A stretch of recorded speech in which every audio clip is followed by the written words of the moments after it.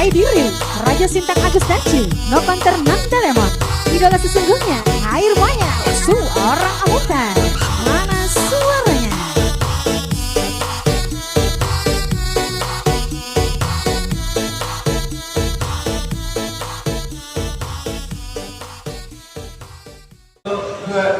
Assalamualaikum warahmatullahi wabarakatuh.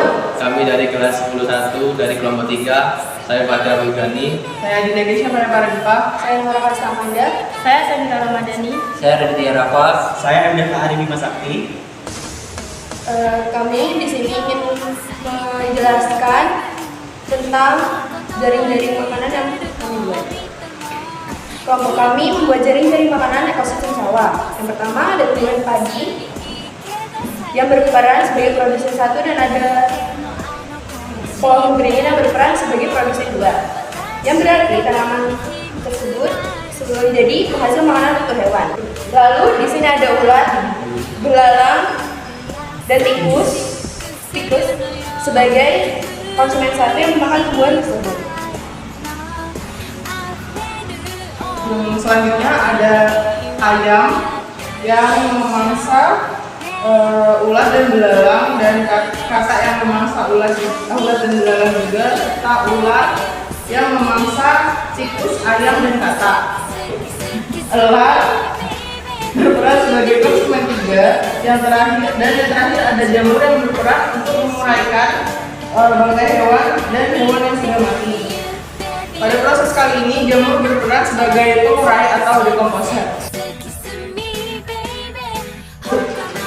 Selanjutnya, di sini kami memiliki bahan nitrogen yang Makhluk hidup membutuhkan nitrogen untuk proses pertumbuhan dan perkembangannya. Nitrogen dapat ditemukan dalam unsur penyusun DNA dan RNA pada makhluk hidup yang berfungsi sebagai sumber energi metabolisme sel dalam bentuk ATP. Fiksasi nitrogen merupakan proses pemecahan nitrogen di udara secara alami melalui proses yang dapat mengikat bakteri oleh mengikat nitrogen.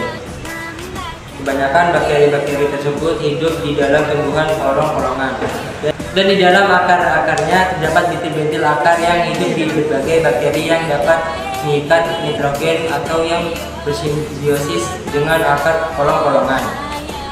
Bakteri tersebut bernama Rhizobium dan Azotobacter. Dan sifatnya mengikat nitrogen untuk digunakan proses fisiologis atau metabolisme tubuh-tumbuhan, dan nantinya digunakan untuk proses asimilasi pada proses daur nitrogen. Hewan dan tumbuhan yang telah mati akan membusuk atau dinamakan proses dekomposisi. Mereka dibusukkan oleh dekomposer atau bakteri dan jamur. Hasil pembusukannya dapat terjadi secara aerob atau anaerob. Hasil dekomposisi akan menghasilkan banyak bahan organik dan berlanjut ke tahap selanjutnya, yaitu amonifikasi.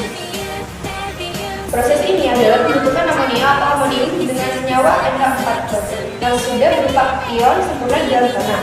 Kemudian terjadi proses nitrifikasi di mana terjadi perubahan antara amonia menjadi nitrit atau senyawa NO2.